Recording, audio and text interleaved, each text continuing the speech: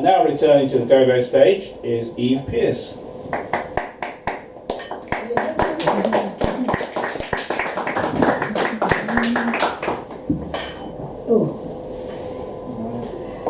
Another bottle of gin knocked over, never mind. No. Ginger beer. Oh, okay. That's very good. Now, last time I saw what I'm looking for, it was here. So where is it now? What are you looking for? I'm looking for my new poems. Oh, I think I'll put them down there. Okay. Read some of mine if you like, if you can't find them. Yeah.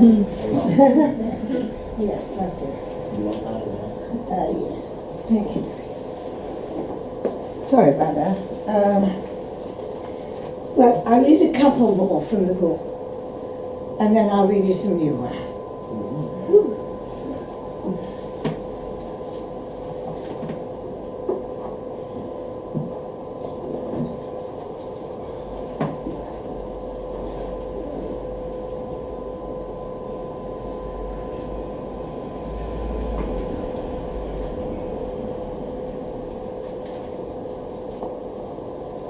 When I finally got back to London, I just won a scholarship in Aberdeen, but they didn't understand, the LCC didn't understand that. So they sent me to the wrong school. It was a very poor school in the Harrow Road. But this particular thing, an English lesson, really made it all worthwhile. And you'll see why. A hand held up, a hand with a small hole. The autumn sun, dying like mighty Caesar, shines through. Halo of gold on pallid palm. A small man, Mr. Maltby, suited in rusty navy, striped shirt, with collars not so much frayed as chewed. This afternoon, he says, Shakespeare. A sort of sigh goes up, the dusty air charged with anticipation. Of what? Today, he says, I give you Angelo. And he holds up his hand. Friends, Romans, countrymen, no need to ask us to lend our ears, our eyes, that one translucent spot, everyone's focus. Then I remember, cornered at playtime, being told, bullet went straight through his hand. He told us once, it's true, he said it were a place called Passchendaele. So Shakespeare's murdered Julius fell for us on Flanders Field. And in light of setting sun, Caesar's corpse was strewn with blood-red poppies. Now Mr. Maltby becomes the noble Roman, no longer bald, but crowned with laurel, a full-length robe, the toga suited him. Best of all, the small hole in his right palm convinced us that he had seen war, betrayal, death, and earned his right to move us with Shakespeare's words. We, the unlikely mob at Caesar's funeral. I'll read you one more from the book.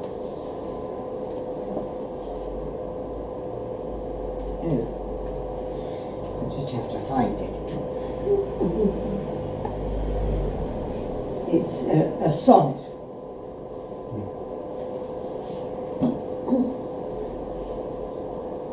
Yes.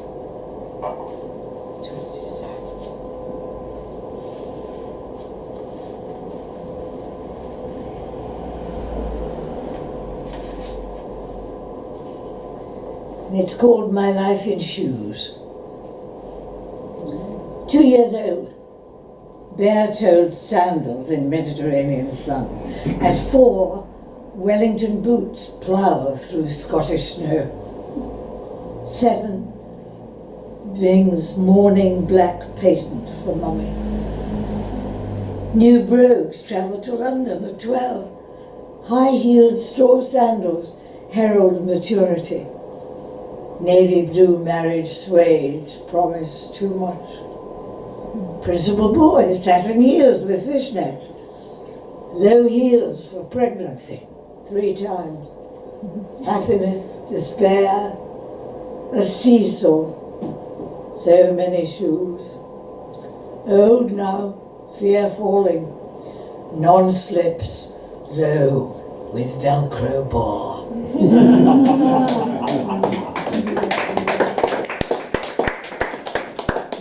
Now I'll read you a couple of new ones. This is called Lost. First of all, I lost my heart. When he went, I lost my mind, then my liberty, my shoes, my belt. No belts allowed in the asylum. And my appetite went. I lost my own clothes, of course. Lost heart, lost sense of time. Eventually, they let me out. On the first day, I lost my drugs. Wandered in here, having lost my way, my sense of direction. They happened to need a dish stacker. Thought I'd come about the job. I nodded when they asked me, having lost my voice. No, since you ask, I haven't lost hope.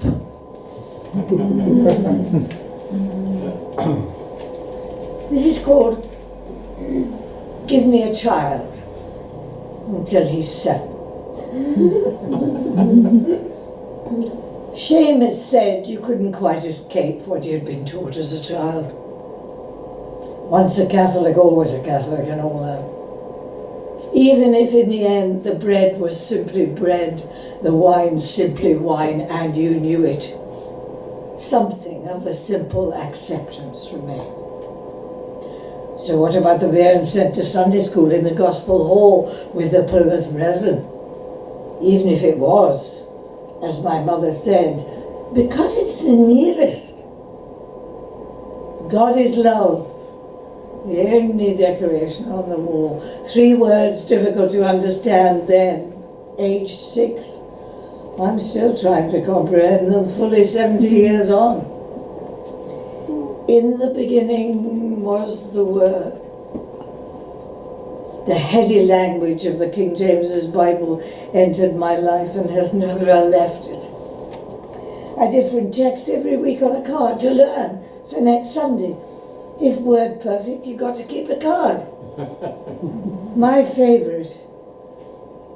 Consider the lilies of the field, with its beautiful wind-blown grasses. I knew it to be true then that even Solomon in all his glory, and I know today that even Posh and Becks in all their glory are not arrayed like one of these.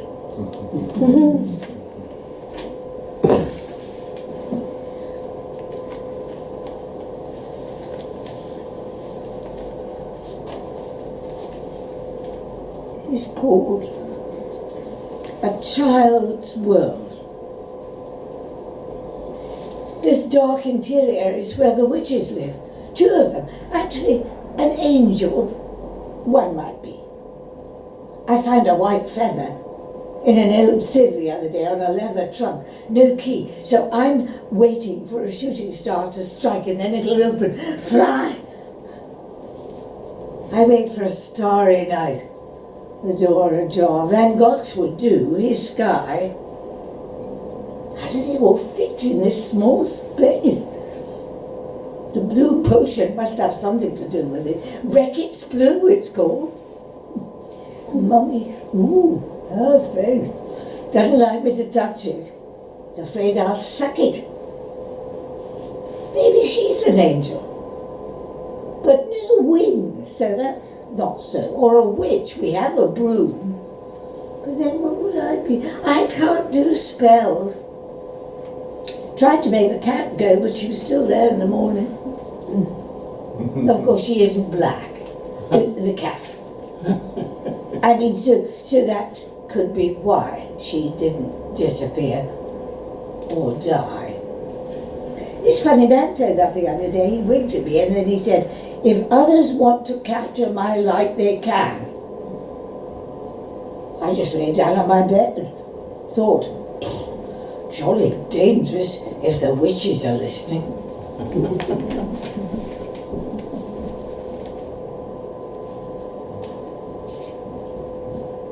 This one is called Forgiveness,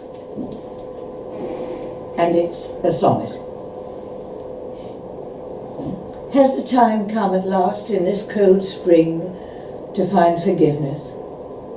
Me to you, you to me. Have we learnt finally not to cling to old notions who we are, who we might be? Rather remember happy days and nights, midsummer afternoon, wandering hand in hand through a Stockholm park with fairy lights. You are my heart's delight, played by the band. So many years have flown. Is it too late to forgive? Never, surely, if we feel the need. So no, say no, my love, husband, first and only mate. Never too late. Who can say? Just plant the seed. Mind, forgive. But don't forget, my love, lest temptation come again. This time, let us rest. And this is the last poem, yeah? It's called Legend. I suppose it all helped. The blue plaque outside saying it was Yeats' house. The coldest winter in London for years, so that Frida had to be swung above the drifts and Nick carried in a sling close to your breast. The poems, some of the best you ever wrote, at white heat in the freezing cold after your babies were asleep. When you left the biscuits and the milk, kissed your sleeping children, closed the door, returned to the kitchen, opened the oven, turned on the gas, but didn't light the match. Lay down, making sure your head was well inside the cavern. Close your eyes.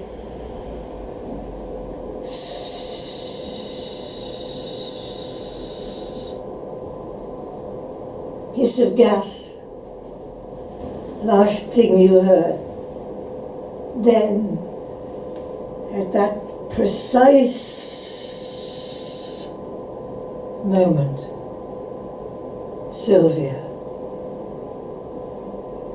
you became a legend. Thank you very much.